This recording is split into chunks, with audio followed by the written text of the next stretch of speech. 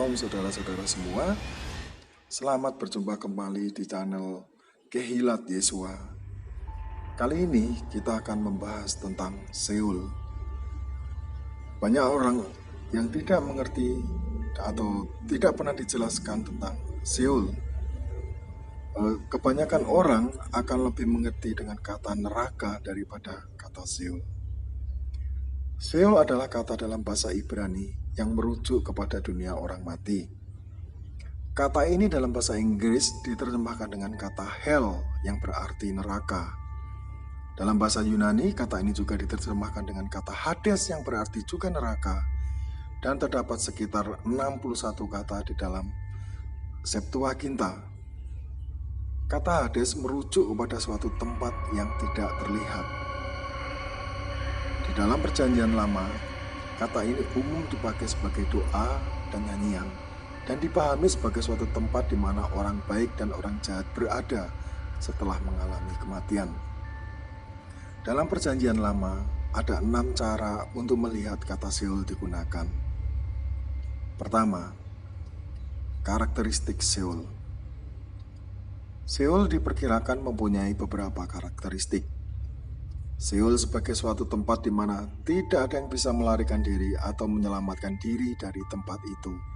Dan tertulis dalam kitab Mazmur 89 ayat 48. Dalam bahasa Ibrani berbunyi, Mikefer yihye velo yiremafet yemalet nafso miat Seol selah.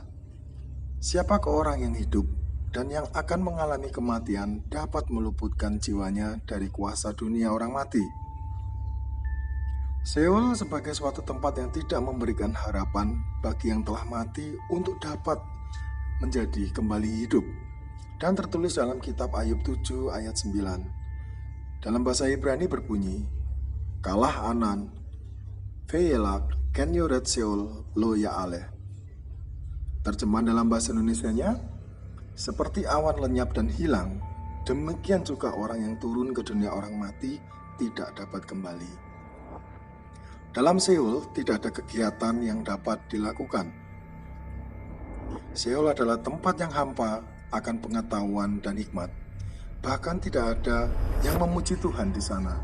Dan tertulis di dalam kitab Pengkhotbah 9 ayat 10. Dalam bahasa Ibraninya berbunyi, Kol asyar timsa yadeh khala atsot vekohaka aseh ki en maaseh vehesbon vedaat hokmah biseol asyar ata holek sama.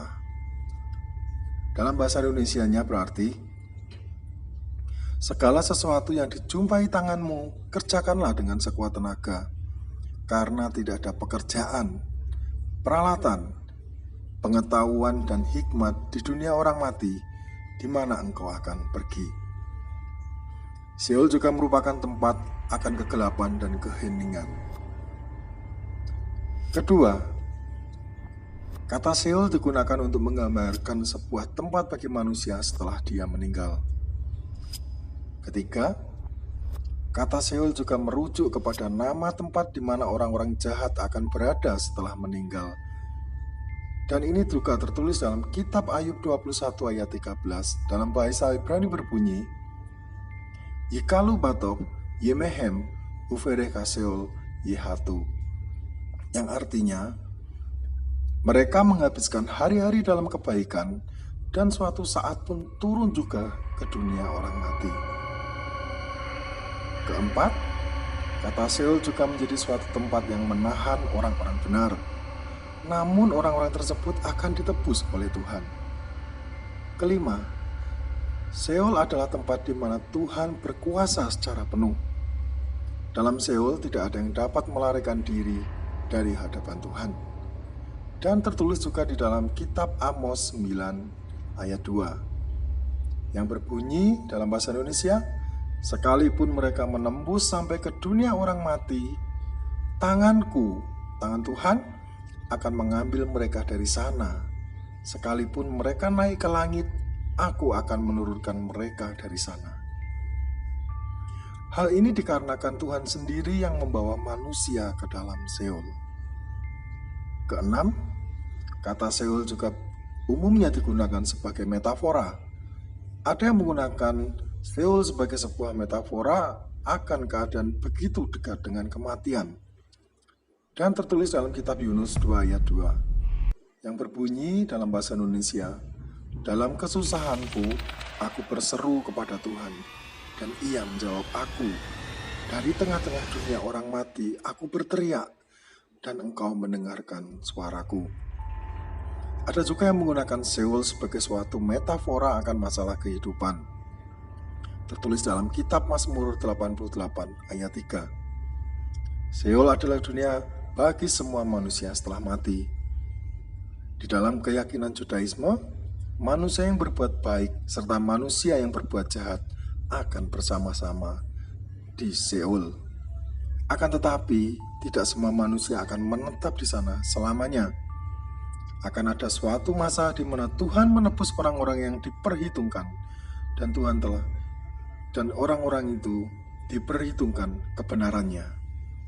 Tidak hanya benar, Tuhan juga menebus orang-orang yang setia kepadanya. Di dalam tradisi Rabini, Seoul terdiri dari dua bagian, yaitu tempat bagi jiwa-jiwa atau nesama yang benar dan setia, dan tempat bagi jiwa-jiwa yang tidak benar dan tidak setia. Surga adalah bagian dari Seoul yang digambarkan sebagai tempat-tempat dari jiwa-jiwa yang setia dan benar. Terima kasih.